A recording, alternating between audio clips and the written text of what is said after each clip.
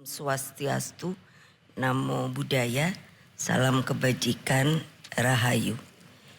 Jadi kalau tadi saya ya kaget ditayangkan pengalaman saya dan dari sisi pengalaman itu memang mungkin di Indonesia ini saya seorang perempuan yang unik.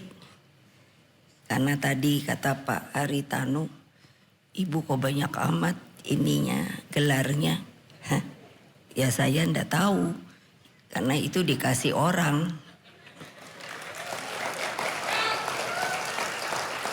Ya mungkin itulah sebuah penghormatan. Karena saya tadinya ketika mau mendapatkan honoris causa, saya mengatakan bahwa saya tidak mau kalau hanya untuk pro forma begitu. Tapi mereka yang memberikan itu mengatakan bahwa ini tidak bisa. Honoris causa itu adalah sebuah bukti nyata dari sebuah keilmuan. Jadi saya sangat berharap bahwa seluruh anggota Perindo, terutama kalau saya selalu bilang yang perempuan, itu jangan kalah sama lelaki.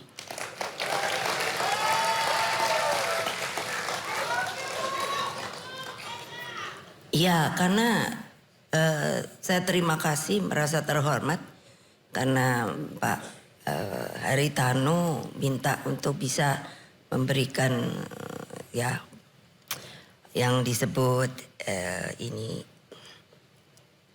untuk keynote speech wawasan kebangsaan. Jadi sebelumnya ada yang kurang.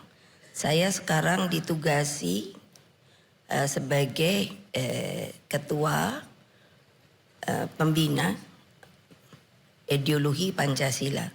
Jadi nanti kalau saya mengatakan salam Pancasila, karena ini sedang disosialisasikan supaya kita seluruh rakyat selalu ingat bahwa kita sebagai warga negara Indonesia itu mempunyai ideologi yang telah dibuat oleh para pendiri bangsa kita ketika dilakukan dalam sebuah pertemuan ketika sebelum merdeka yang disebut BPUPK. Jadi dengan demikian kalau saya bilang salam Pancasila, seharusnya itu semua berdiri, tapi juga tidak selalu silahkan seperti saya. Dan saya minta maaf karena saya sudah berumur. Kalau berdiri itu, karena saya kalau di PDI Perjuangan kalau memberikan ceramah ataupun arahan itu bisa sampai 4 jam. Tapi kalau di sini kalau di sini saya tidak berani ya, karena tentunya akan ada waktu yang lain. Nah, lalu setelah salam Pancasila seperti tadi yang saya dengar, karena begini banyak saya ditanya, kenapa ibu sih senang amat teriak-teriak merdeka, merdeka, merdeka. Itu menunjukkan terutama dari generasi muda sama sekali boleh dibilang seperti buta sejarah. Padahal pada waktu sebelum kemerdekaan, kebetulan bapak saya, ibu saya, kakek saya dan lain sebagainya itu mereka ikut berkiprah sebagai pejuang untuk kemerdekaan kita. Jadi kalau dulu itu bilangnya kalau bertemu satu sama lain, jadi ciri yang untuk panggil nama itu Bung Karno, Bung Hatta, Bung Tomo, Bung Sahrir. Saya tanya kenapa kok begitu, untuk tidak ada rasa perbedaan. Lalu kalau yang kedua itu adalah selalu bertemu begitu, lalu mengucapkannya merdeka atau mati. Jadi dari saya merdeka, nanti mungkin Pak Haritanu bilang mati. Tapi itu sebelum merdeka. Nah, Kalau oleh sebab itu maka saya meneruskannya adalah kalau saya bicara merdeka maka kalian pun harus menjawab merdeka karena kita memang sudah merdeka. Jadi seperti begitulah hal-hal yang ternyata saya sendiri merasa sangat berkecil hati sebenarnya karena kita setelah merdeka ini menurut saya arah panduan bagi bangsa ini tidak konseptual. Jadi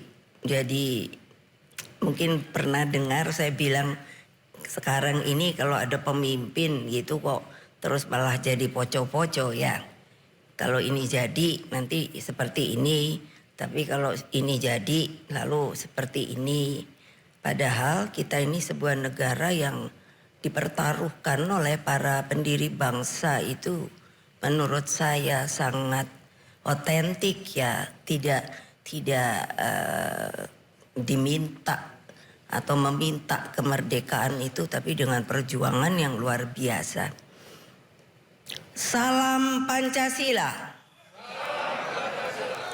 Merdeka! Merdeka! Merdeka!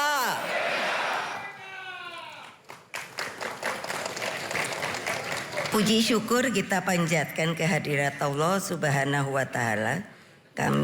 Kita dapat bertemu dalam sebuah acara yang menurut saya strategis, yaitu Musyawarah Kerja Nasional Partai Persatuan Indonesia. Saya mengucapkan terima kasih sekali telah didaulat untuk menjadi keynote speech dengan tema wawasan kebangsaan Pancasila dan kebangkitan Indonesia menuju Indonesia sejahtera. Sebenarnya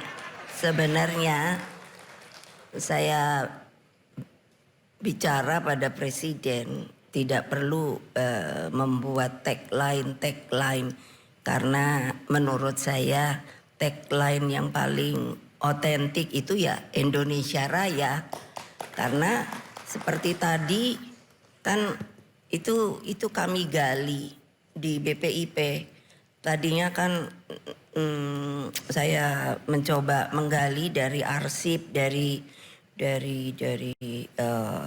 dokumentasi masa lalu yang sebenarnya kami kan ingat dulu Bapak Wage Rudolf Supratman itu membuat lagu Indonesia Raya, tetapi karena masalah teknis kalau dinyanyikan 3 stansa itu untuk menaikkan bendera itu karena sudah diberi sebuah peraturan tiang itu harus 17 meter sehingga hanya bisa dengan 1 stansa.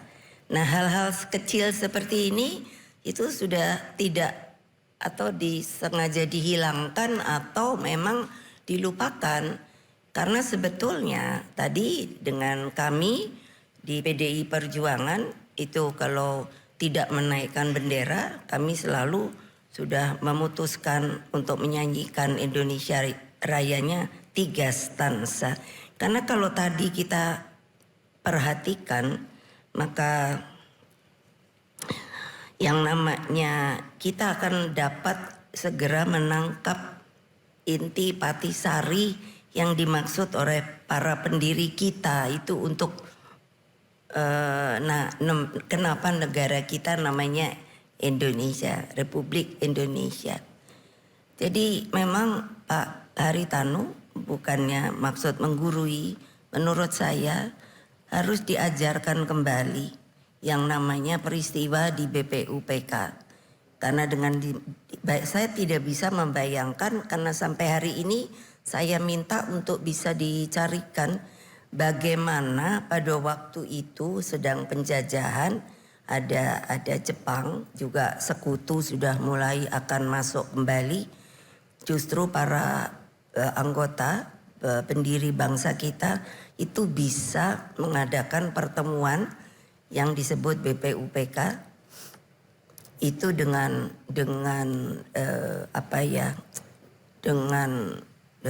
benar, artinya semuanya bisa kumpul. Karena kalau dilihat dari absensi itu semua dari daerah itu datang.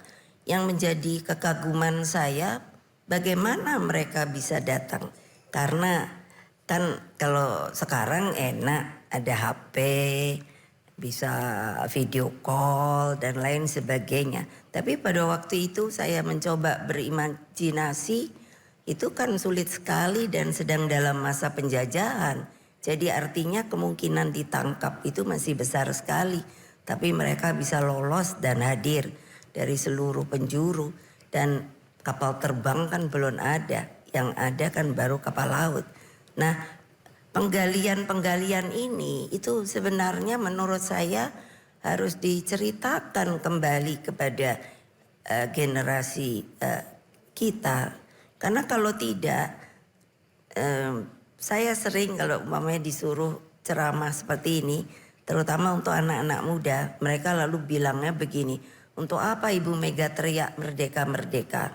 Itu orang kita sudah merdeka, itu menunjukkan bahwa mereka itu buta, sama sekali tidak tahu mengapa mereka bisa menjadi orang Indonesia. Jadi kalau sekarang saya selalu bertanya, kalau ini siapa kamu, tapi supaya ini tegas saya bilang who am I, bukannya who am I. Karena maksudnya kamu tuh siapa. Jadi kalau kamu menganggap atau merasa sebagai warga negara sah Indonesia, kamu juga mesti tahu hal-hal seperti ini. Karena bukan gampang, ini sebuah pertaruhan ketika mau merdeka. Kalau dilihat, saya orang yang sudah berkeliling Indonesia dari Sabang sampai Merauke, dari atas sampai ke bawah, dan itu bukan hanya kota-kota saja. Saya pergi sampai ke desa-desa untuk melihat bagaimana orang Indonesia yang disebut Indonesia. Jadi seharusnya memang kalau di kami menugasi bahwa kalau jadi masuk ke PDI Perjuangan, salah satu syarat adalah harus turun ke bawah. Dan saya sebut untuk bertemu dengan akar rumput, yaitu rakyat. Banyak hal yang sekarang terjadi dalam perubahan perjalanan Republik kita yang akan berumur 79 tahun. Jadi kalau saya ke daerah-daerah yang selalu saya tanyakan, apakah di daerah ini ada Taman Pahlawan atau whatever untuk menguburkan mereka yang dulu telah berjuang. Yang menurut saya sangat menggetarkan itu. Coba saja nanti pergi ke Taman Pahlawan. Dulu anak-anak saya ketika mulai masuk SD sampai cucu dan lain sebagainya, itu kalau pergi ke Taman Pahlawan kami membawa bunga dan selalu ada beberapa keranjang yang berlebih dan saya suruh cari. Pasti ada nisan yang tidak bernama. Artinya apa? Orang itu berkorban sampai tidak ada namanya, mungkin hancur dan lain sebagainya. Hal-hal seperti ini tidak ada lagi diceritakan, sehingga semangat kebangsaan, semangat dari kemerdekaan itu seperti sudah ya sudah. Nah itu yang saya bilang, jadi nanti yang saya khawatir regenerasi itu tidak menjadi kekeh lagi. Tidak punya rasa kebangsaan yang kuat. Bahwa kita ini sebuah bangsa yang dijadikan dengan air mata, darah dan pengorbanan.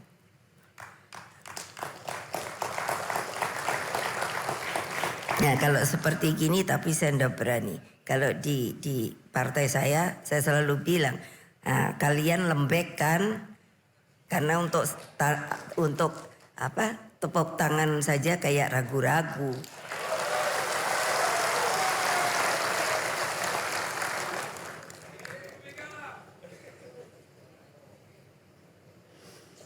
Dan pada waktu itu, semuanya di BPUPK ini kan dengan segala hormat saya, karena ini diminta untuk berceramah mengenai kebangsaan. Jadi saya berbicara mengenai proses sejarah yang menurut saya itulah saya dapat mempertanggungjawabkan. Jadi ketika Bung Karno dan para bapak bangsa itu di BPUPK itu, Pak Dr. Rajiman kan menanyakan, kalau itu ketua rapat, kalau nanti kita merdeka, apa ini kita yang disebut akhirnya ideologi. Dan ketika Pak Harto menjadi presiden, itu menurut saya dari seluruh perjalanan sejarah kita itu merupakan black dot. Kenapa? Saya tidak ada masalah dengan beliau, tetapi dalam cara berpikir dan berpolitiknya, waktu itu beliau, saya sendiri sampai hari ini tidak mengerti. Saya kena jadi korban juga, teman-teman saya, karena waktu itu kami tidak boleh lagi kuliah dengan tidak ada alasannya. Nah, jadi kan maksud saya apa reasonnya sebenarnya, karena pada waktu itu beliau melakukan namanya desoekarnoisasi. Dan tidak mengerti saya adalah kalau desoekarnoisasi, so what yang dia akan tampilkan. Nah, padahal pada kenyataannya itu menurut saya tidak ada sama sekali apa yang telah dilakukan. Karena ini tentu kritik membangun. Beliau hanya mendapatkan gelar Bapak Pembangunan. Tapi apa pembangunannya? Karena kalau bagi kami pembangunan yang paling penting adalah pembangunan mental bangsa, bukan fisik.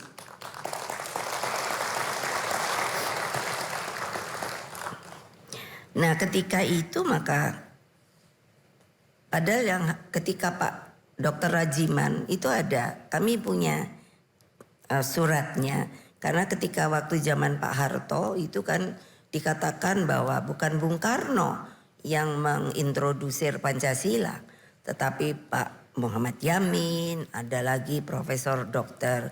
Nugroho Noto Susanto. Padahal Pak Yamin sendiri ada yang namanya menulis otentik, yang saya bilang saya cari di arsip dokumentasi, itu ada bahwa mereka semua mengatakan tidak, hanya Bung Karno satu-satunya yang mengintrodusir yang disebut akhirnya Pancasila itu. Lalu kalau Profesor Dr. Nugroho kan sampai sekarang ada masih yang dipakai. Saya hanya mengatakan begini, dia umurnya berapa Pak Profesor Nugroho, dan sudah jadi profesor. Profesornya dapat dari mana? Apakah masa penjajahan? Seperti ayah saya insinyurnya dapat di ITB pada waktu itu masih zaman penjajahan. Ternyata bukan. Jadi mana mungkin, padahal Pancasila itu dibicarakan sebelum merdeka ketika ada sidang BPUPK.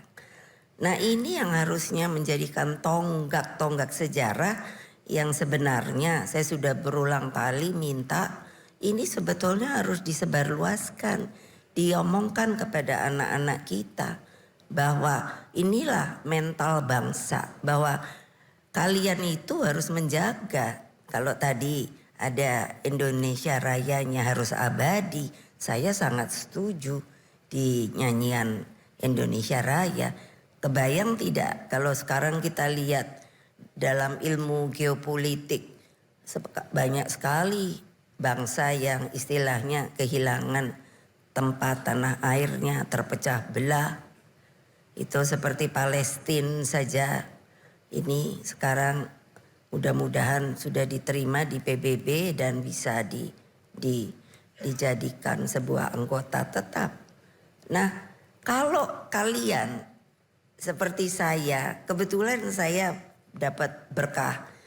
Saya anaknya proklamator, ibu saya yang menjahit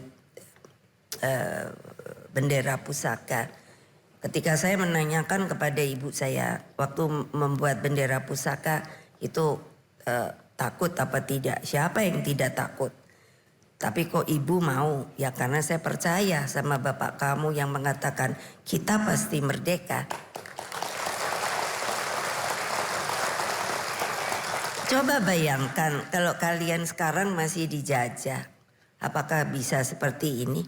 Tadi Pak Haritanu mengatakan tempat ini boleh digunakan. Saya sangat terima kasih. Karena memang itu Pak Haritanu yang sekarang sedang saya untuk kembangkan itu adalah apa? Para seniman kita, budayawan kita itu kan memang bukan orang yang punya uang. Jadi kalau untuk mencari tempat-tempat seperti begini itu sangat sulit sekali. Nah, seperti di tim Taman Ismail Marzuki itu sebenarnya dibuat oleh Pak Ali Sadikin itu sebagai memang tempat untuk membangun kreasi dari seniman dan budaya. Tetapi sekarang karena untuk menyewa saja mahal, maka banyak sekali kami caranya mencari tempat dengan bergotong royong.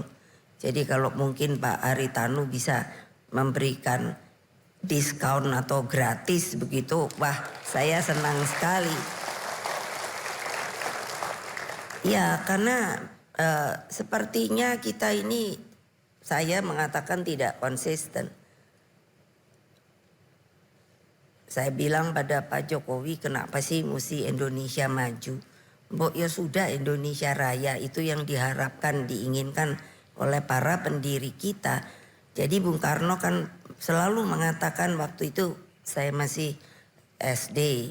Kamu mesti ingat kalau kita merdeka ini tujuannya adalah menuju ke sana. Yang sedang kita bangun adalah jembatan emasnya. Jadi saya pikir ngapain bangun jembatan emas ya? Tapi lama-lama makin saya dewasa, saya lalu mengerti bahwa itu hanya arah. Bahwa berarti suatu saat yang Indonesia Raya yang ada di sana itu saya sampai pikir, wow itu mungkin emasnya seperti apa. Dan apa yang dikatakan Bung Karno itu sebetulnya memang ada benarnya. Kalau kita melihat kerajaan Sriwijaya, kerajaan Majapahit. Saya pernah mendapatkan buku dari seorang profesor Prancis yang membaca tulisan-tulisan di Borobudur. Itu dikatakan bahwa lantainya kerajaan Majapahit itu dari emas. Itu bukan dia. Saya nanya karena bertemu waktu saya presiden, saya lupa namanya. Saya nanya, itu kamu ambil dari mana? Mega itu datang dari itu apa sih? Prasasti di Borobudur. Jadi saya dapat membayangkan bahwa Indonesia ini memang kaya raya. Dari kecil saya diomongkan oleh bapak saya, jangan lupa Indonesia itu adalah namanya sebuah untaian zamrud di Katulistiwa. Saya mana tahu yang namanya zamrud itu apa. Tapi karena teringat terus. Lalu saya suatu saat mencari di ensiklopedi. Ternyata zamrud itu batu yang termasuk juga termahal dibanding sapphire, ruby, lalu berlian begitu. Jadi dan saya sangat yakin bahwa memang kita ini Indonesia Raya. Nah saudara-saudara sekalian, ketika beliau mengutarakan Pancasila itu diterima loh secara aklamasi. Apa artinya? Jadi memang beliau yang membuat. Tapi waktu zaman Pak Harto itu mau dihilangkan dengan desoekarnoisasi. Nah hal ini tidak pernah diceritakan. Jadi waktu di Lemhanas ketika masih Pak Andi Wijayanto ketuanya, itu saya justru menanyakan, kita tidak bisa membohongi sejarah. Sejarah is true, truth. Jadi apapun bagusnya, apapun jeleknya, regenerasi nanti harus selalu tahu bahwa inilah kejadiannya. Inilah mengapa kalian harus terus bangun supaya itu abadi. Tapi kalau seperti sekarang ini saya melihat, saya pernah kan berpidato, kita mulai meninggalkan etika moral dan hati nurani. Jadi kalau itu saja sudah hilang, jadi bagaimana kita mau menjadi sebuah bangsa? Coba tolong dilihat. Sampai hari ini ketika ada perang yang namanya di Timur Tengah itu seperti Irak, sampai sekarang masih dampaknya masih kelihatan, belum kembali seperti dulu. Seperti Libya sekarang pecah sepertinya menjadi 3. Nah bayangkan kalau kita hanya enak-enakan, yang saya bilang sudah apa sih Ibu Mega ngomongi supaya kita tetap punya semangat. Coba pikir kalau one day kita, karena semua negara sekarang ini sedang mengalami juga masalah, dan itu ketika saya juga dijadikan oleh Paus Fransiskus dan Imam Besar Masjid Al-Azhar tahun ini, dan dari 2023 sampai sekarang itu dijadikan juri yang dipilih oleh beliau berdua, hanya 5. Saya satu-satunya orang Asia, orang Islam. Saya sendiri kaget, tapi saya dipilih oleh Imam Besar Masjid Al-Azhar. Jadi ketika bertemu kemarin juga mungkin ada dilihat beliau datang ke Paus ketika ketemu di Roma, karena mereka membuat sebuah foundation, namanya foundationnya adalah Zayed Award, dan harus mencari orang-orang yang terus berjuang di seluruh dunia ini bagi perdamaian dunia. Waktu saya yang dinominasikan itu ada 150 orang seluruh dunia, dan kami harus mencari itu 3. Jadi tidak terbayangkan hanya 3 harian itu diberi kesempatan memilah-milah lalu berargumentasi siapa yang kiranya betul bisa diinikan. Alhamdulillah pada waktu itu saya mengajukan, karena dari juri boleh mengajukan yang menurut juri itu adalah juga patut untuk dinominasikan. Saya menominasikan adalah NU dan Muhammadiyah, jadi tidak sendiri-sendiri, dan seorang wanita yaitu Ibu Musda Mulia. Ternyata hasilnya NU dan Muhammadiyah itu mendapatkan nominasi, dan Ibu Musda Mulia sebetulnya juga, tapi karena hanya 3 orang, jadi dari kalangan juri itu berbisik, Mega kamu jangan borong semua. Oke, saya bilang. Jadi yang lainnya adalah mereka yang pilih.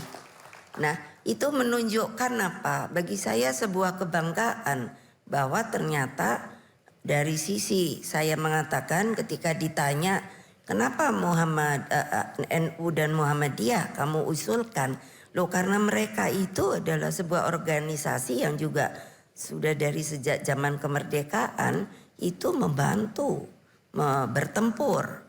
Saya masih ingat bahwa ada itu ketika Kerawang dan Bekasi itu adalah dulu lumbung padi seharusnya. Jadi ketika itu Belanda mau merubah itu ditentang oleh para petani, yang disebut adalah pertempuran, petani Banten yang didukung oleh NU, kiai-kiainya. Nah, apa artinya bahwa sebenarnya kita ini tidak ada arah. Maunya negara kita itu jadi apa? Karena seperti maaf waktu saya di DPR, saya sering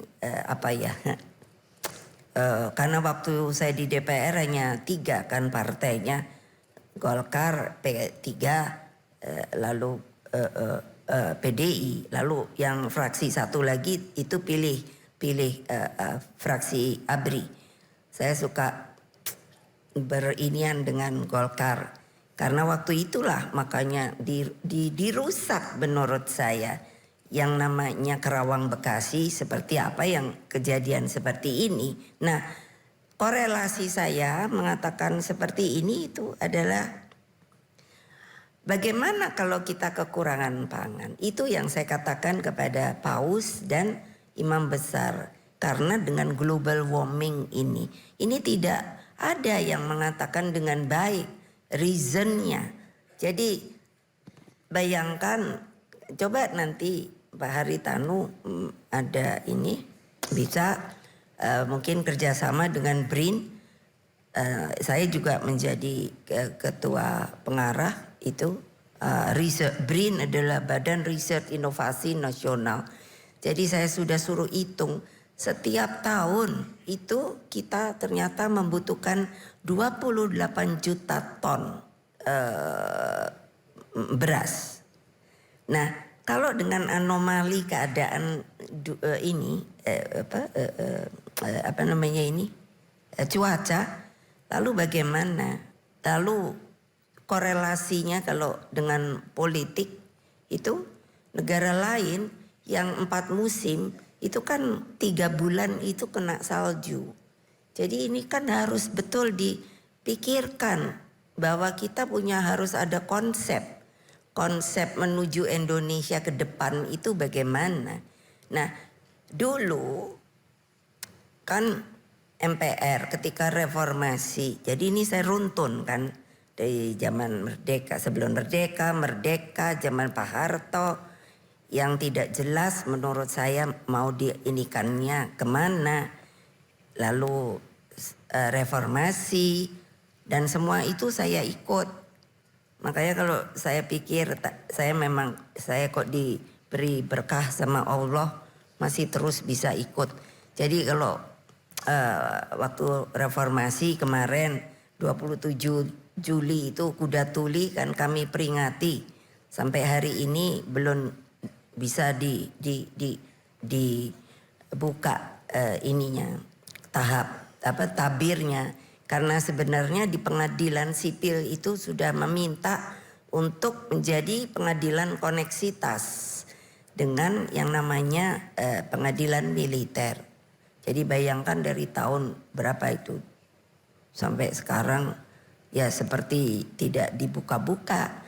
Dan inilah juga yang menurut saya masalah hukum kita, akibat kita sendiri tidak punya daya juang bahwa negara ini memang dibangun secara hukum. Tetapi kalau kita lihat sekarang ya hukum kita itu menurut saya poco-poco. Coba bayangkan, dan orang sekarang kelihatannya tidak bisa ngomong seperti saya. Saya waktu reformasi saya suka pikir ya, bayangin keren loh saya. Saya tuh mungkin harus laki betulnya. Ya karena dipanggil polisi saja 3 kali. Nah maaf kalau di anak buah saya ngamuk. Kamu penakut, bayangin kalah sama perempuan. Dipanggil polisi aja 3 kali. Ditanyai macam-macam. Di kejaksaan aja sekali. Dari jam 8 pagi sampai hampir jam 8 malam apa ya.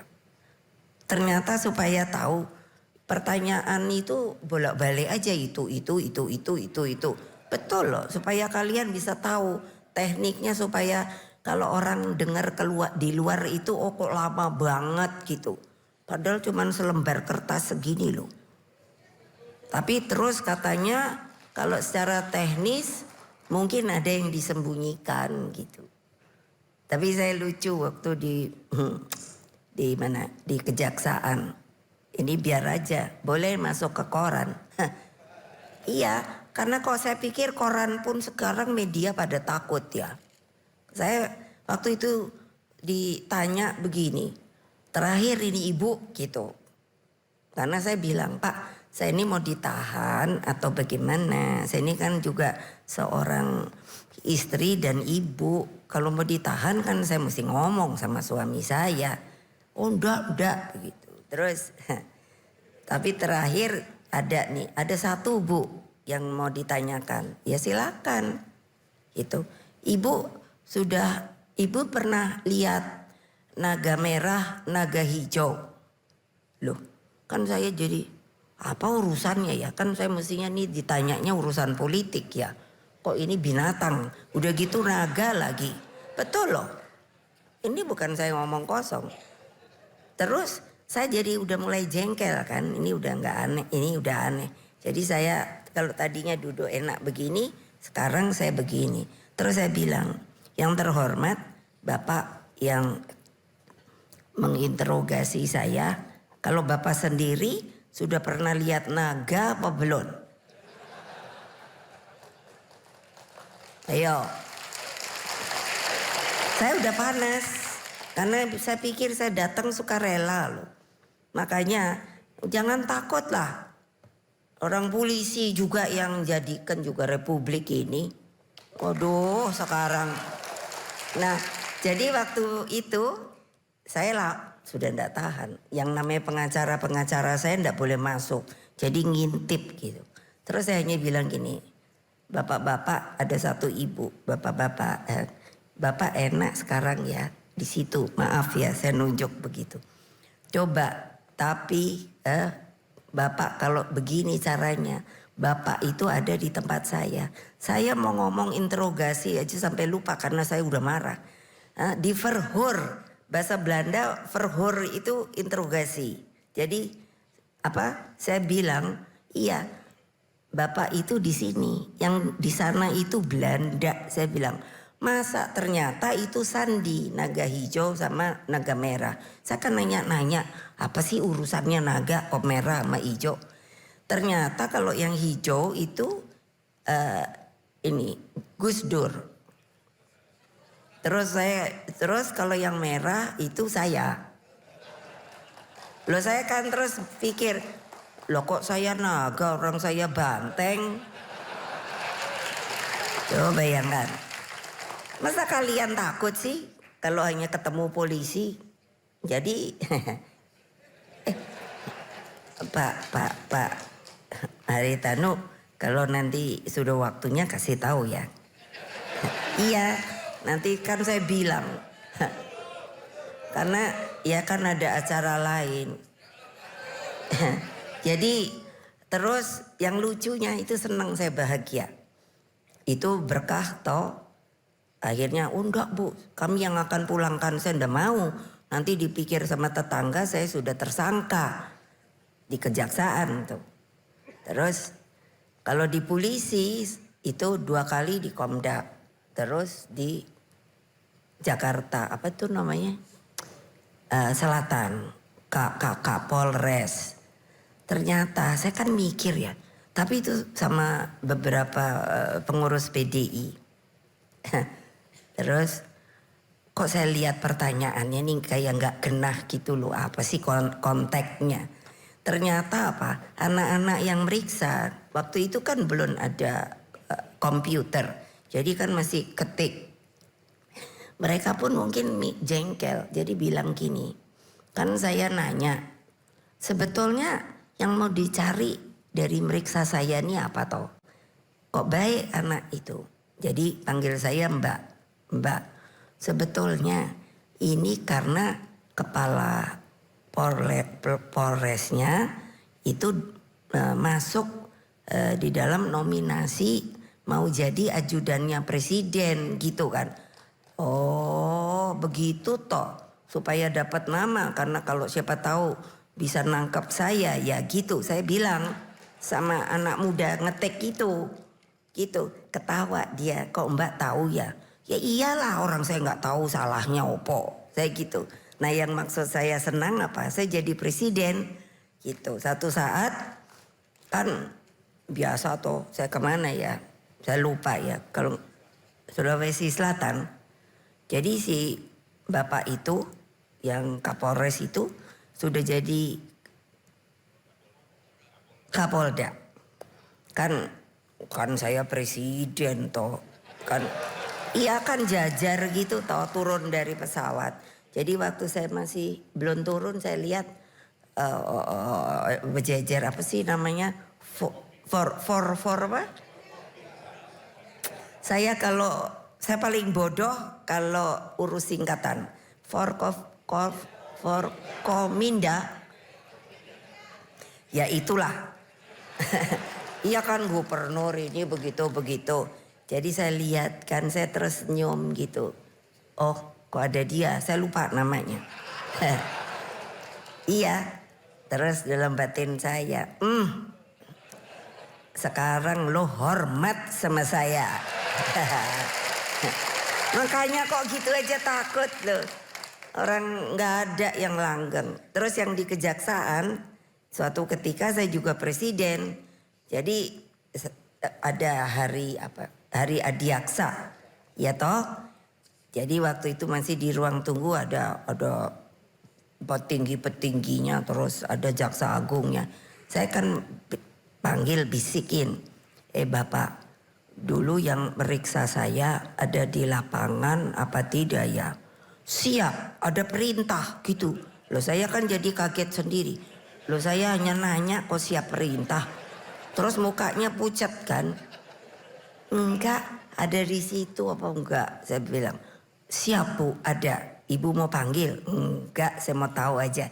Jadi waktu jadi irup toh, iya kan? Wah kan segini banyak, saya sendiri juga gini. Dalam batin saya, lo ngerti dah. Sekarang hormat sama saya. Apa maksud saya menceritakan ini? Bukan sombong. Itu yang namanya adalah bahwa gak ada kekuasaan tuh yang langgeng. Iyalah, mbok ya sudah lah. Artinya ya sudah waktunya ya sudah. Saya kan dia gak ribut. Waktu hanya 3 tahun presiden gitu. Ya udah katanya kalah, ya udah kalah. Padahal ya saya tahu benernya ya nggak kalah, gitu aja. Nanti pasti rame deh ini di media. Wow, biar aja. Oh iya, apa polisi terus mau cari-cari? Kan sekarang kan gitu, ditarget gitu kan? Betul dah. Nah iya kok gitu takut. Lo kayak Pak Hasto. Sampai saya nanya, salahmu apa? Atau lo iya, ya biarin aja Jeng. Dimutasi aja takut. Ya kalau rezeki kayak saya ini loh. Coba ya bapak saya digitukan. Ini sejarah loh karena diminta masalah kebangsaan. Bapak saya digitukan, kita jadi orang biasa gitu. Akhirnya ya kalau emang di sini loh gitu. Kalau dipaksa juga nggak bakalan jadi gitu. Ternyata kan karena saya ya tetap dicintai rakyat itu ya apa ya. Jadi saya bilang sama Hasto, udah gak usah takut. Nanti kalau kamu diambil, aku pergi ke Kapolri. Aku bilang gitu. Coba pingin apa ngomong si Kapolri itu. Loh iyalah. Enak aja. Masukin itu ke media.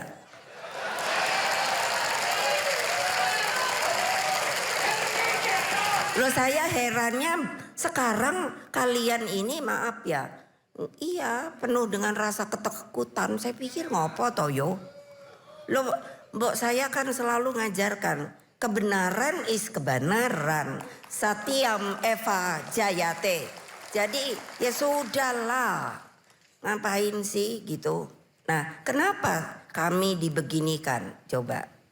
Saya sampai tanya PDI Perjuangan. Saya kan nanya sama ahli tata negara, pengacara, sebenarnya salahnya saya ini apa toh? Lo iya dong. Coba pikir, coba kalau bisa lo.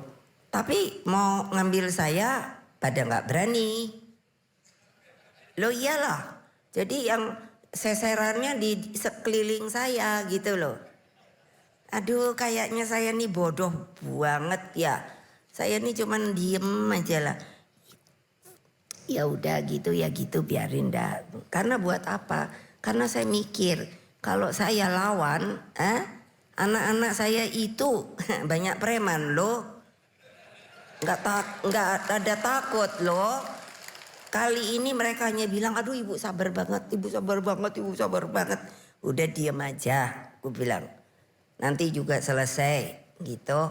Karena apa? Saya bukannya untuk saya. Ini buat bangsa dan negara. Saya tidak mau bahwa negara kita dikocak-kacik gak jelas. Dengan aturan-aturan yang dirubah semaunya sendiri. Coba. Yo, tinggal medianya berani apa enggak ngomong. Mediasi itu berani apa enggak?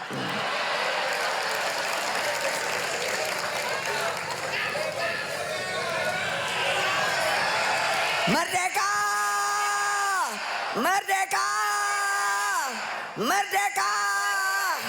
Yang enggak mendiri itu takut.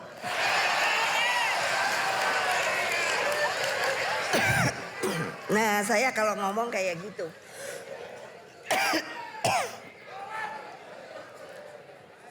Lah, orang namanya aja Bung Karno nih, kan Pancasila satu, ketuhanan yang Maha Esa. Nah, udah semua juga tahu. Yang kedua tuh kan azas kemanusiaan yang adil dan beradab. Menurut saya sekarang nggak ada ini, hilang ini, sudah mulai lengser. Lo enak aja. Loh, pemilu. Coba. Apa nggak tahu? Saya kan bilang, itu memang ada TSM. Apa itu TSM? Terukur. Apa? Terstruktur. Sistematik. Itu emangnya bener loh. Lah buktinya anak buah saya yang di Gunung Kidul itu, coba itu Mbak Endah namanya. Aduh, sampai saya mikir gile juga deh. Sampai saya nanya sama Pak Mahfud sebagai ahli hukum. Sebetulnya warga PDI Perjuangan tuh warga negara Indonesia yang sah apa tidak ya? Loh ya? Loh kok kita dibeginikan? Lo pemilu diadakan apalagi langsung, itu siapa sih pada waktu itu yang mengerjakan? Saya? Ayo, saya tadi bilang saya ini banyak ikut waktu reformasi. Oh, Semanggi, terus DPR, terus apa itu? Trisakti, terus Atma Jaya. Semua saya tahu. Coba. Tapi kan saya diem aja ya. Karena saya mikir gini, prihatin deh. Ini gimana sih ya para penguasa ini? Lupa dia pada rasa kebangsaan bahwa republik ini dibuat dengan air mata, darah, dan pengorbanan. Kalian itu hanya maunya senang-senang saja. Yang namanya, loh ya, yang bikin MK siapa? Saya. Betul, kalau nggak percaya buka. Ayo. Yang bikin KPK saya. Loh iya, saya nggak takut waktu Pak Hasto dipanggil. Menurut saya tidak sesuai itu sama Rosa. Saya ngomong, kamu siapa Rosa? Jangan hanya karena kamu KPK loh. Ya, saya nggak takut. Gile. Loh ya memang iya. Saya selalu diajarkan untuk melakukan peri kemanusiaan dan keadilan oleh para sesepuh saya. Sekarang kemana itu? Kemana itu? Mengapa kalian tidak berani untuk mengatakan kebenaran bahwa hukum sekarang itu diobrak-abrik oleh kekuasaan?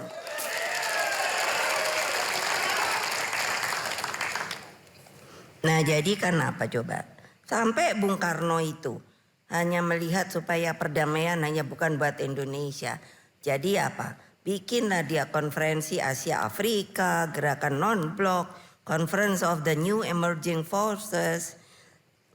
Sampai pidato Bung Karno yang terkenal, to build the world anew. Bukan karena dia bapak saya, dia memang pejuang. Masa saya suka dulu ditanya waktu baru mulai masuk partai. Oh, terang aja ibu belain Bung Karno. Tidak. Ya bapaknya sih tidak. Dia adalah pemimpin saya. Dia orang yang berani berbicara, mengatakan proklamasi. Coba kebayang enggak kalau enggak ada pada waktu itu. Enggak ada merdeka. Loh ya memang betul, itulah kebenaran. Lah iya kok sekarang takut? Loh iyalah, ya perlu dong Bung Karno memang. Bayangkan, apa ndak malu ya? Saya nanti disuruh ke Rusia karena mau dibuat patung Bung Karno. Oh, di Uzbekistan. Oh, gile saya bilang, Indonesia sepertinya hanya mau mempurukan dia hanya karena katanya Bung Karno dulu komunis dan sebagainya. Belajar. Apakah dia begitu apa tidak? Bukan. Dia adalah nasionalis. Coba pikir. Untung mulut saya gini. Kalau saya suka bilang sama Hasto, sayang mulutku cuma satu. Ada kan kalau di pewayangan Aji Rawa Rontek, wah itu bisa kepalanya jadi 10 kan. Lumayan deh aku gak teriak-teriak kayak gini. Karena saya gak terima negaraku dibeginikan oleh sementara orang yang berpikir bahwa kekuasaan itu adalah di atas segala-galanya. No.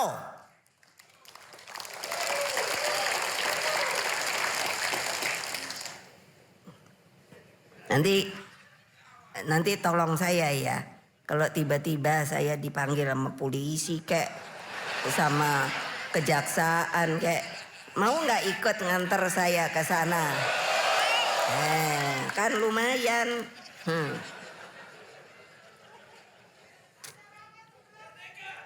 Loh, di sini aja coba ya. Ketiga tadi perikemanusiaan. Ketiga, Asas Persatuan Indonesia, Kebangsaan Indonesia itu menegaskan bahwa Indonesia adalah negara kebangsaan, national state. Lalu kita itu memiliki negara dari sisi budayanya adalah semua buat semua tanpa membedakan suku, agama, status sosial dan pembeda lainnya. Oleh sebab itu saya paling senang kalau membacakan ini. Itu membuat setiap warga negara mempunyai hak yang sama di mata hukum. Di mata hukum. Lah kok sekarang makanya saya nanya, PDI Perjuangan tuh warga negara yang sah apa enggak? Kenapa kok boleh ikut pemilu? Nah tapi setelah itu ada TSM, nggak ngaku lagi, mbok ya jantan gitu loh. Ya harusnya jantan dong. Tapi anak buah saya kalau ibu bilang gini, dia bilang bu ada kurangnya. Jadi kalau banteng mesti dikasih anting-anting. Anak saya tuh kan anak tuh ya PDI-PDIan tuh kan suka guyon. Loh ya makanya iya dong, jangan dong. Hanya untuk kekuasaan lalu menyampingkan gitu. Fair aja lah. Iya dong. Masa begitu? Oh, saya sampai mikir, lah kalau pemilu langsung aja kayak gitu, lalu mau dikembalikan lagi? Yang namanya pemilu ini, pemilu apa namanya dulu yang dipilih di MPR itu loh. Lah ya, ini kan saya ini sebagai orang yang juga melakukan sejarah. Bayangkan, saya tuh mikir gini. Dulu waktu mau reformasi, saya aja bilang sama Gus Dur, sama Mas Sultan. Saya belum kenal namanya Pak Amin Rais. Jadi saya tanya sama Gus Dur kan, itu Pak Amin Rais itu sebenarnya sopo yo, gitu kan? Loh betul, saya nggak bohong. Pak Amin Rais juga belum kenal saya, tapi kan demikian kejadiannya. Nah itu kan permainan politik, padahal sudah dijanjikan siapa yang menang pada waktu itu itulah yang menjadi presiden. Nah tapi kan pada waktu itu terus dibuat yang namanya, ini sejarah loh. Apa itu poros tengah. Di situ kan bunyinya asal bukan Mega gitu kan. Terus iya akhirnya Gus Dur yang dijadikan. Lah saya kan ya nggak berontak, diem aja saya. Ya terserah aja. Tapi maksud saya itu kenapa sih? Kalau saya mau berontak tuh bisa loh. Anak buah saya tuh banyak loh. Sekarang aja buktinya ya saya nomor 1 lagi. Gitu loh. Tapi saya jaga karena apa? Nanti tuh yang dampaknya itu bagi siapa? Ya bagi negara dan bangsa. Jadi ya Mbok kalau sudah bikin aturan itu konsekuen gitu. Nah seperti MPR diturunkan. Kalau ada persoalan yang harus amandemen, lah bagaimana ya? Makanya saya kan sudah minta waktu rapat kerja keberapa ya? Keberapa itu? Saya sudah minta pada lain-lain partai, cobalah pikirkan. Mari kita kembalikan MPR karena itu sudah dibuat oleh para pendiri bangsa. Majelis Permusyawaratan Rakyat beda dengan Dewan Perwakilan Rakyat. Coba untuk apa hal-hal yang ternyata di konstitusi itu harus dirubah, itu namanya adalah amandemen dengan melalui TAP. Nah kalau sekarang MPR-nya melorot. Jadi antara DPR, MPR, DPD. Saya tuh bingung. Bingungnya begini, memang waktu itu kita juga ada di situ. Saya dibilang Ibu karena iya tapi saya sengaja tidak boleh terlalu keras. Karena kan baru habis selesai kuda tuli.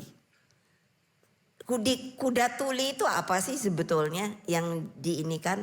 Jadi seluruh arsip dokumentasi kita itu diambil untuk melemahkan. Untung anak-anak kita, saya waktu itu datang.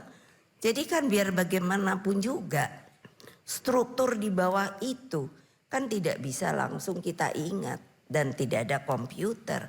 Jadi mereka yang datang bilang, Bu saya ini Bu, ini Bu, ini Bu. Untung saja sehingga bisa terbentuk lagi yang namanya struktur. Jadi bisa, ini kan sejarah tapi kan tidak ada yang membunyikan. Nah ini saya cerita sejarah, jangan nanti dibilang saya provokator, no. Saya mengatakan yang benar. Yang harus diketahui oleh kalian yang termasuk sebagai bangsa Indonesia. Bahwa bukan gampang loh. Bahwa kayak begini ini. Dengan adanya juga global warming, keekonomian kita, pangan kita. Harus diajarkan itu. Bahwa itulah kewajiban kita. Supaya negara kita jangan negara bobrok. Harus berdiri dengan teguh. Harus bersama seperti apa yang dikatakan oleh para pendiri bangsa kita. Berapa orang yang digantung, berapa orang yang ditembak. Apakah kalian tahu?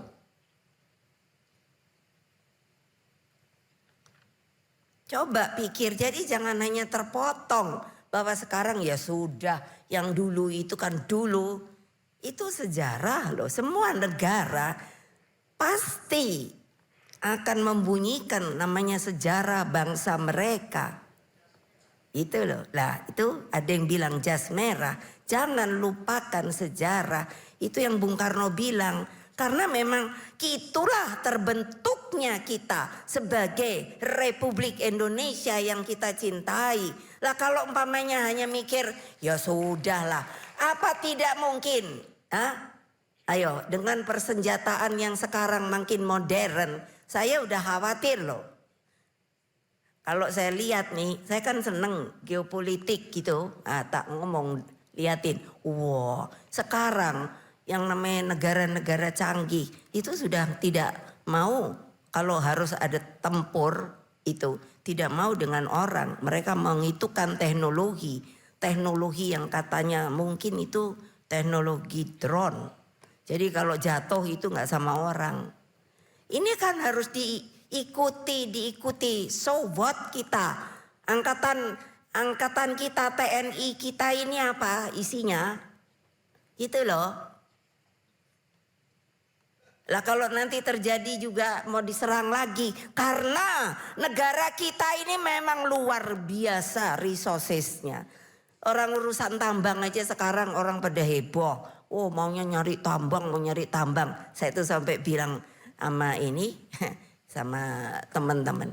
Makano tambang itu. Nanti kalau udah gak ada beras terus piye.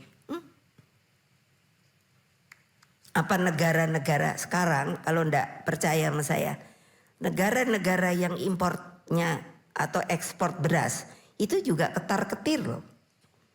Jadi mereka kemungkinan mungkin apa namanya tahan karena buat negara mereka. Nah kita terus mau carinya kemana? Ayo, kami di PDI Perjuangan sudah dari udah 4 tahun kayaknya. Saya memberikan instruksi kepada seluruh jajaran untuk menanam. Mari Perindo juga begitu. Menanam 10 macam tanaman yang saya namakan pendamping beras. Bukannya pengganti. Loh kalau nanti nggak ada jangan dipikir loh mau import. Importnya juga ditahan. Itu kan harus waras kita berpikirnya. Harus pintar kita berpikirnya. Bahwa kalau kemudian itu jadi terus kita bingung mau cari kemana. Saya udah ngomong sama yang punya ini mie. Saya bilang kamu jangan ini loh. Bikin mie itu juga kali dari singkong atau opo.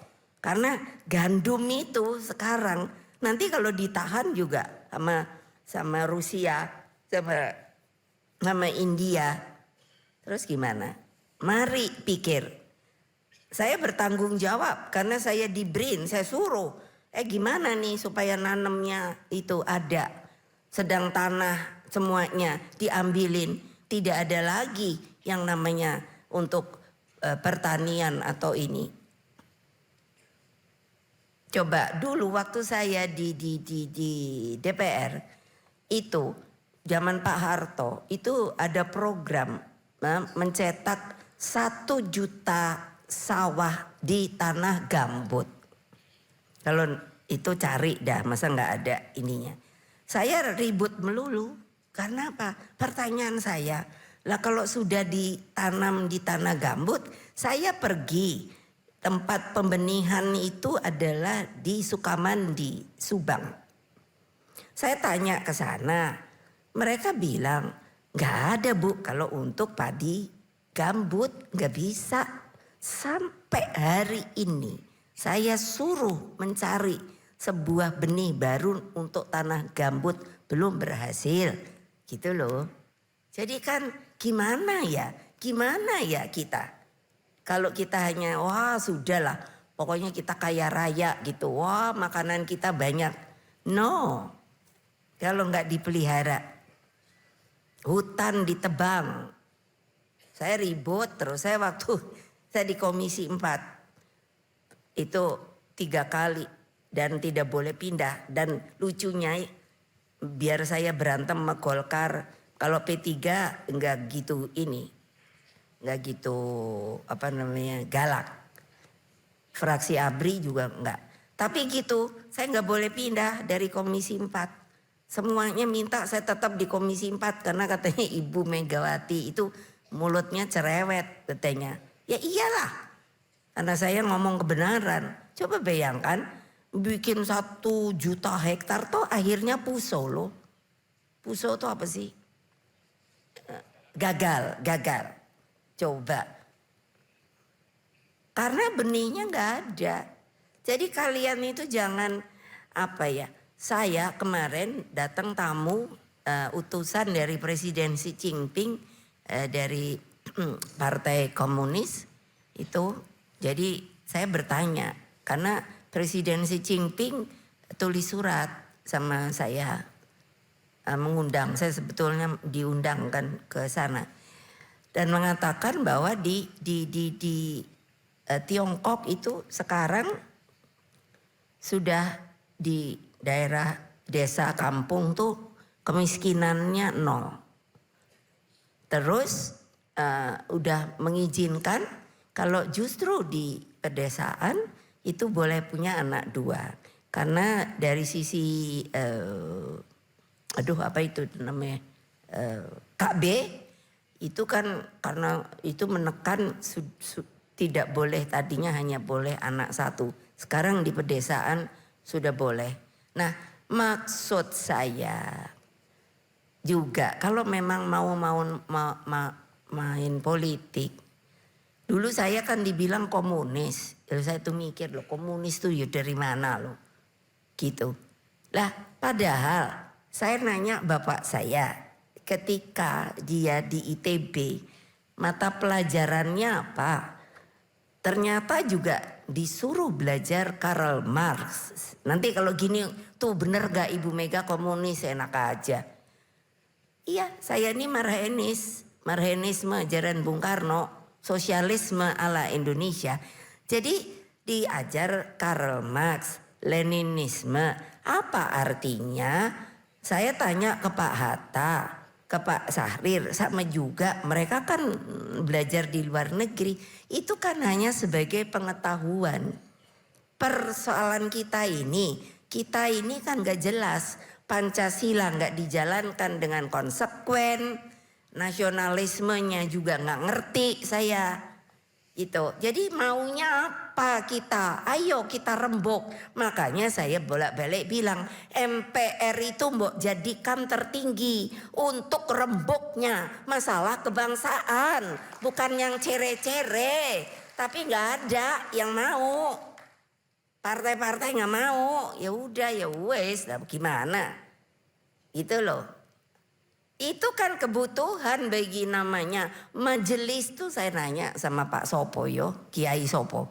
Majelis sama dewan tuh benernya beda apa sama? Beda Bu. Gitu lebih kuat katanya kalau majelis. Gitu loh.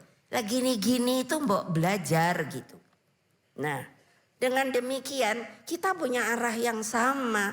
Republik ini mau dikemanakan? Undang-undang. Nah nanti kalau saya ngomong gini, oh Ibu Mega gak setuju. Ya gak setuju lah. Yang RUU, TNI, Polri itu. Loh kok gak dilihat sumbernya? Itu TAP MPR loh. Yang namanya ketika jadi satu, saya yang memisahkan. Presiden loh, bukannya Megawati Ansih. Memisahkan karena TAP MPR harus dijalankan.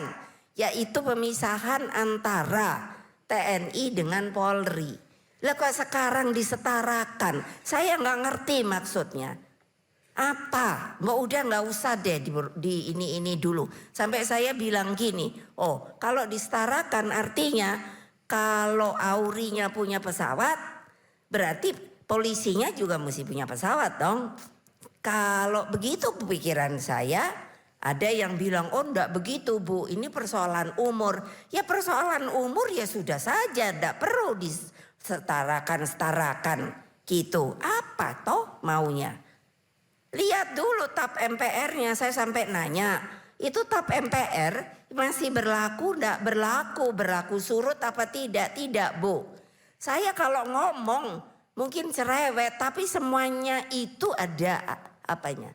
Kebenarannya. Saya nggak ngomong sembarangan, apalagi kalau udah urusan hukum, gitu loh.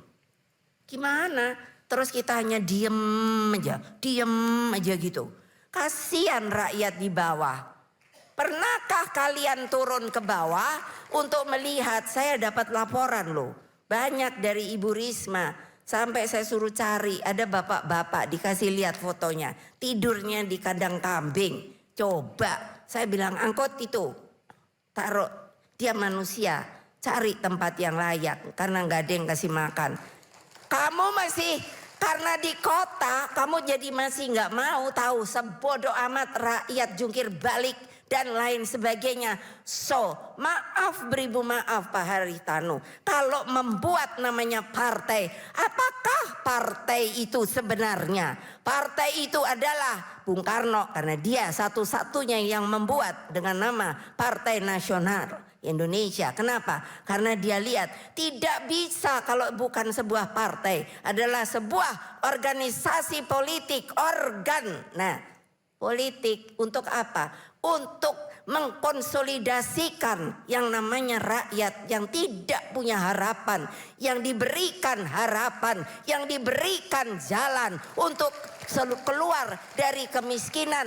Masa begitu nggak ada yang mau melakukan? Ayo pikir.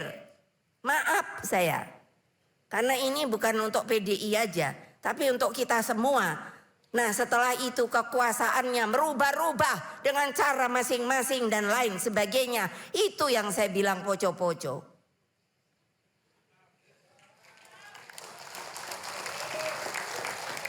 Ya kerjakan dong. Jangan dong rakyat tuh kan kalau saya tanya, kamu ku ngopo to yo? Coba apa nggak kasihan ya? Ini cara. Karena rakyat itu datang ngomong, pasti nggak percaya. Ibu, gimana ya? Kita ini kan dikasih uang mas apa? Kan saya gitu.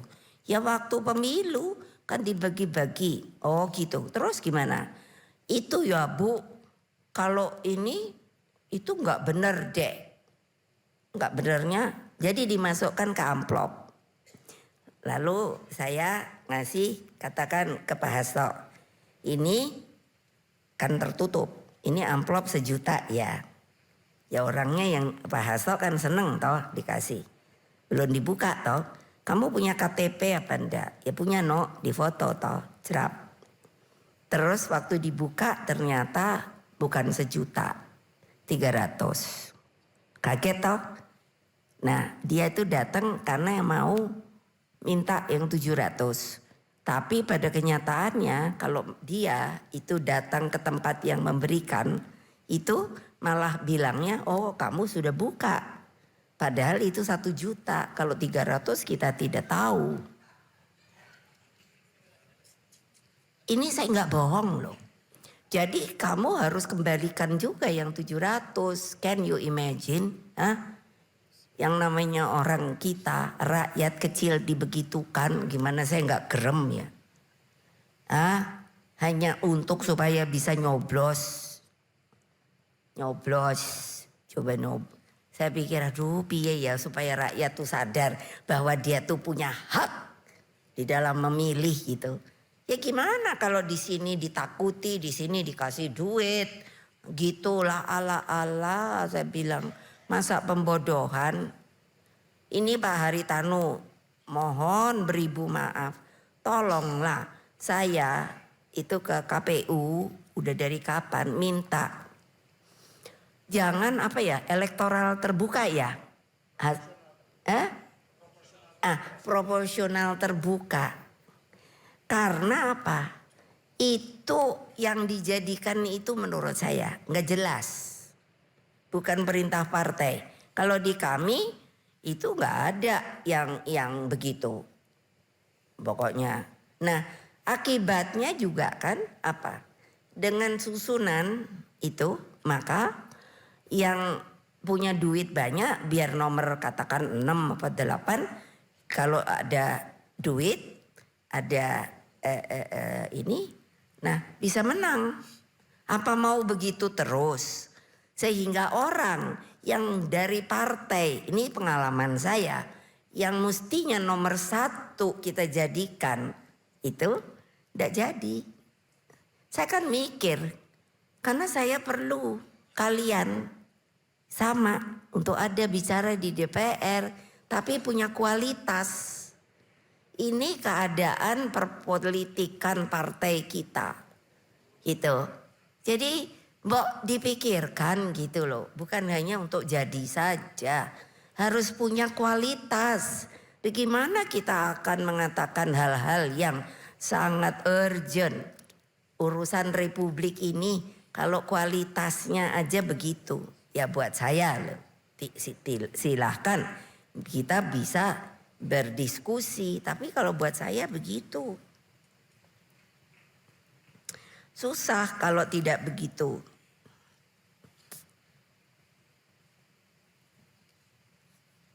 Nah, dulu mengapa toh sebenarnya yang saya bilang tadi desoekarnoisasi.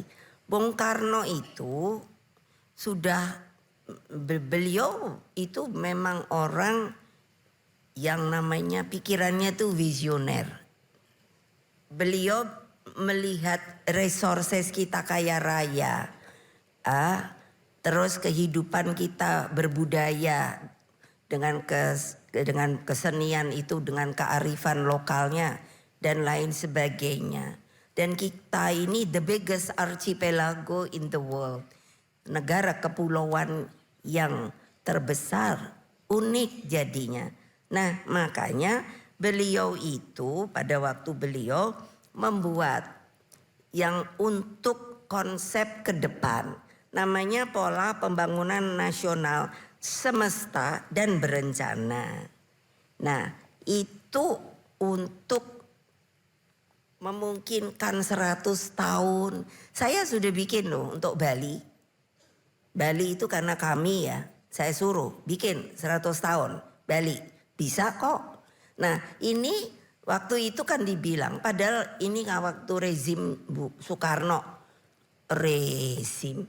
Lah memang Bung Karno yang nyuruh, yang buat itu, silakan nanti ini di kami ada itu bukunya. Itu 600 doktor yang membuat konsep ini.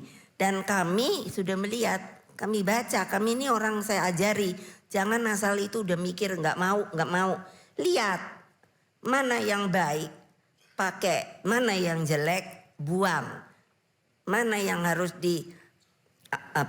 dimodifikasi, lakukan. Itu begitu harusnya, tapi itu kan begitu, udah nggak usah dipakai. Makanya selalu saya nanya pola ini, dan waktu itu ternyata apa? Yang saya sendiri tidak mengerti. Banyak mahasiswa kita di luar negeri itu saya ketemu banyak yang terus nggak boleh pulang karena dianggapnya juga begitu. Oh kalian nih komunis gitu, atau paling tidak Soekarnois. This is history loh. Saya ngomong gitu jangan terus mikir oh Ibu Mega subjektif. No. This is history. The truth history of Indonesia. Kalau mau dengerin ya monggo, enggak ya buang. Nah, dengan begitu maka sudah dibuat perencanaan, yaitu apa? Berdaulat di bidang politik, berdiri di atas kaki sendiri. Saya kan mikir bapakku tuh terlalu melambung, berdiri di atas kaki sendiri. Tapi setelah saya ada di BRIN, researcher kita yang saya ini ketuai 8.144. Wih, saya bilang ini sih betul-betul kalau digenjot gitu Indonesia itu bisa berdiri di atas kaki sendiri. Lah tapi kok kayaknya kita ini maunya ketergantungan terus. Nah, terus kalau di bidang ekonomi dan berkepribadian dalam kebudayaan yang disebut jalan Trisakti. Kebayang tidak sih, coba deh ahli ekonomi. Utang kita ini sekarang berapa loh? Coba deh. Mbok itu dibahas, tolong dibahas. Saya waktu ini itu kan sebagai presiden disuruh menangani BLBI, BPPN, 300 ribuan kredit macet loh. Tapi saya jalankan selesai. Saya sampai diberi award karena kok bisa Indonesia bayar utang IMF. Loh, ini kan sekarang keadaan begini, saya sendiri mikir, terus siapa yang mengurusi ya? Coba Pak Haritanu. bagaimana kalau ilmu-ilmu dasar sekarang hanya tidak di ini. Kita ini sebuah negara yang sudah punya nuklir loh.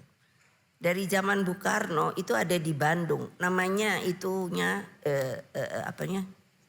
reaktornya itu Trigamar. Jadi apa ya? Kenapa sih saya melihat bangsa Indonesia ini menjadi bangsa yang turun dari sisi pengetahuan kebangsaannya, turun dari sisi semangat perjuangannya. Nah itu buat saya sih khawatir ya. Saya selalu bilang pada anak-anak PDI saya ini udah tua loh. Saya udah 77, makanya nggak bisa berdiri lagi kalau kelamaan pidato. Jadi kalian ini kan akan yang menjadi akan terjadi regenerasi. Nah kalau regenerasi kita aja nggak jelas, nggak ngerti negarane piye, itu terus bagaimana ya gitu. Nah ini ya tinggal mungkin 3. Jadi persoalan pokok yang mesti saya sampaikan yaitu pertama ya perekonomian. Kita tahu toh yang namanya dolar aja sekarang kan ditekan terus toh. Padahal itu sudah mau 16 sekian gitu kan, 16 sekian segini. Itu kan berarti nekennya itu kan sudah BI-nya itu sudah boleh dipikir mengkhawatirkan menurut saya. Karena dulu saya juga mengalami. Waktu itu saya menangani itu dolar tuh 18.000. Makanya mengapa banyak pebisnis itu ketika mau bayar utang modal itu kan nggak bisa. Dari 2000-an naik begitu. Nah ini kan harus juga ada pemantauan itu Pak Hari gitu. Harus ada diskusi. So what? Kalau utang kita ini sekarang saya dengar kalau untuk bayar yang sekarang saja baru bunganya sudah sekitar 160, kalau salah tolong dibetulkan, 164 T. Lah bayangin itu bunga loh. Coba terus jadi mau bagaimana nih gitu loh. Nah dengan demikian kita kan juga mestinya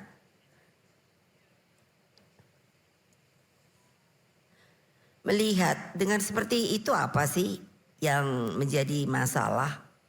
Tadi saya bilang itu, terus tadi pangan, penurunan produksi sudah saya ceritakan karena akibat pemanasan global. Terus persoalan geopolitik yang menurut saya itu akan berubah keadaannya. Sebagai contoh Amerika, saya ketawa, masa Amerika katanya negara besar, superpower, tidak ada regenerasi calonnya. Ya dengan segala maaf, Pak Joe Biden udah tua, akhirnya mundur.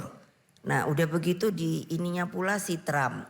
Saya pikir Trump pula, masa nggak ada anak muda gitu ya yang keren sopo. Itu kan artinya stuck loh, stagnasi. Untung Bidennya mundur, itu yang ini sementara tapi belum diputuskan. Itu kan Ibu Kamala Harris toh. Dan itu sudah saya seneng loh. Ayo ibu-ibu dukung dia loh. Iya saya udah kirim surat. Saya bilang saya ini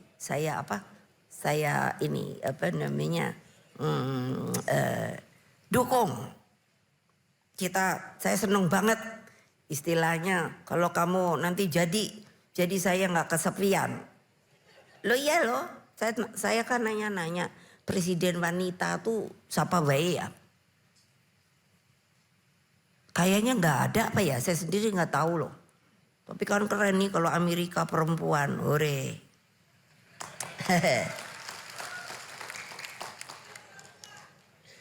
Ya memang sudah hidup, cuman masih melempem gitu aja.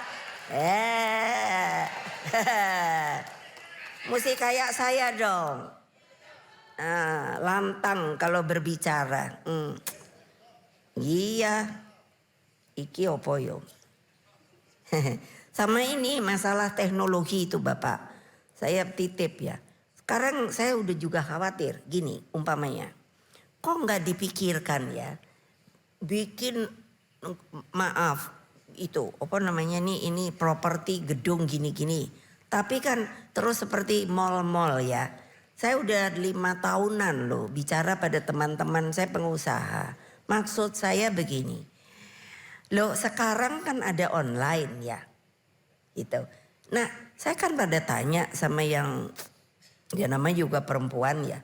Jadi kan umpamanya kalau kemana ini Plaza Indonesia atau apa gitu. Kan ada toko-toko botik gitu.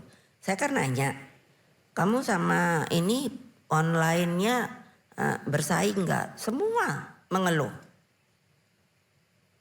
Nah pertanyaan saya, kalau online makin menjamur, terus ini sewanya makin mahal. Itu yang saya nanya sama teman-teman yang saya kenal di mall-mall itu.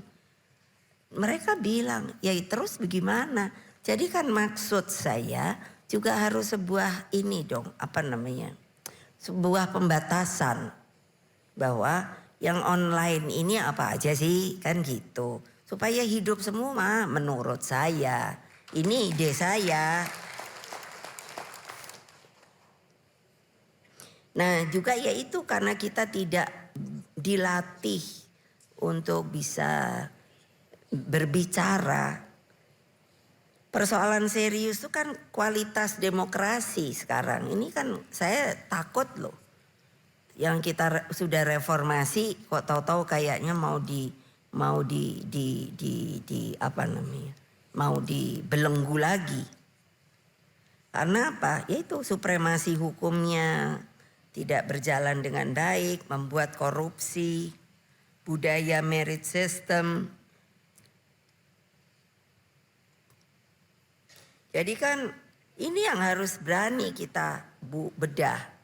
Karena apa? Ini kalau ditanya ya itulah urusan kebangsaan. Karena kalau itu tidak dilakukan, so what?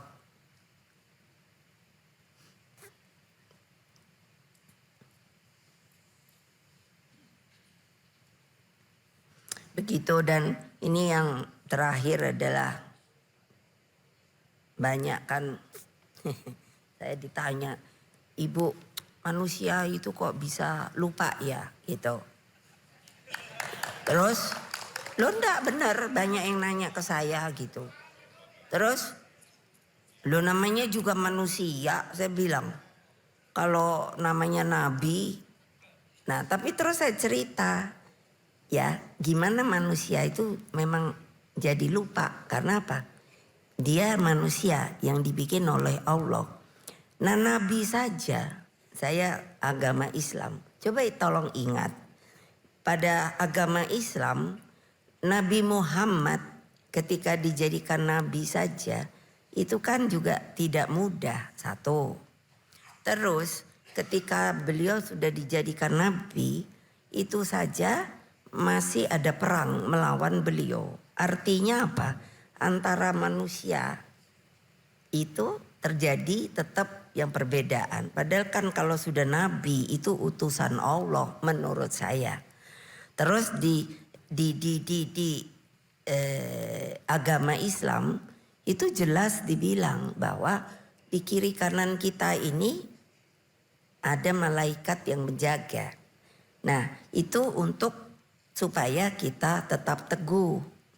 Yang sini nyatet yang bagus, yang sini nyatet yang tidak bagus. Itu agama Islam. Jadi apa artinya? Bahwa kita memang selalu sebagai manusia dicoba untuk bisa teguh tidak pada pendirian kita, pada etika kita, pada moral kita, pada nurani kita. Nah kalau di agama Kristen saya paling senang itu kalau bilang Nabi Yesus saja punya sahabat kan. Sahabat yang ditunjuk oleh beliau sendiri disebut sahabat. Tapi ada kan yang berkhianat, yang namanya Yudas Iskariot. Betul apa enggak? Lah jadi ngomong saya bukan provokator. Ini iya pembelajaran agama. Kok bisa? Saya kan baca Injil biar saya agama Islam. Karena apa? Di rukun iman kita agama Islam itu harus percaya pada kitab-kitabnya, kepada para nabi. Jadi bukan artinya hanya Al-Qur'an. Saya baca Injil, oh kayak gini ya. Tapi juga sejarahnya. Nah, yang Yudas Iskariot itu kan kok mampu ya menurut saya sebagai manusia. Loh, betul. Karena apa? Hanya 15 ditulisnya loh. 11. Itu ditulis bahwa dia harus, kan Nabi Yesus itu hanya nama yang dikenal, orangnya yang mana. Jadi waktu itu kalangan pemerintah itu kan ingin tahu. Nah, termakanlah Yudas dengan 11 keping perak, bukannya emas loh. Tapi kan akhirnya bunuh diri. Iya loh, kalau nggak percaya baca deh sejarahnya. Iya loh, jangan nanti ibu dibilang ibu nyindir siapa, terus ibu provokator, enggak loh. Saya bertanggung jawab loh, kecuali kalau orang itu juga hanya bohong. Iya, mengapa saya berteman sama Ibu Musda Mulia? Karena dia doktornya itu Al-Quran. Saya sering ngobrol sama dia, memasukkan bacaan Al-Quran karena saya nggak ngerti bahasa Arab. Jadi saya belajarnya seperti itu. Jadi apa? Yaitu kita sudah kehilangan nurani kita. Kita maunya wow. Kalau saya lihat gitu kan, ini apa toh yo? Kayak yang padahal kalau dipikir ya itu kayak contoh saya toh. Itu kan yang waktu saya di kejaksaan itu loh. Kebayang nggak kalau saya nggak baik hatinya? Oh tak panggil deh, semuanya tak pecatin itu. Betul, tapi saya kan nggak diajari nggak boleh dendam oleh bapak saya. Jadi kalau saya ngomong gini karena apa? Untuk cinta pada republik yang telah dibangun susah payah ini, gitu. Nah baiklah sampai sebegitu saja dulu. Jadi kalau nanti mau lagi memberikan saya diizinkan memberikan ceramah, tapi ya Pak Haritanu, saya kan suka lihat ya penceramah. Jadi saya nanya, loh ada yang nggak ngerti kok bisa ceramah lain kan, gitu ya. Terus saya tanya-tanya, ya gimana nggak seneng, ada amplopnya kan. Demikianlah, terima kasih. Wassalamualaikum warahmatullahi wabarakatuh. Merdeka! Merdeka! Merdeka! Merdeka! Terima kasih, mohon izin Ibu Mega tetap berada di tempat karena kita akan melakukan sesi foto bersama. Mohon izin Ibu. Untuk itu kami mengundang ke atas panggung Bapak Haritanu Sudibyo, Ketum Partai Perindo, Ibu Liliana Tanusudibyo, Ibu Angela, Bapak Sekjen Pak Hasto, Pak Eriko Sutarduga, Bapak Samuel Watimena, Bapak Ferry Kurnia, Ibu Angki Yudhistia, Bapak Michael Sianipar, juga Bapak Syafril dan Bapak Kris Taufik. Mohon bergabung untuk melakukan sesi foto bersama.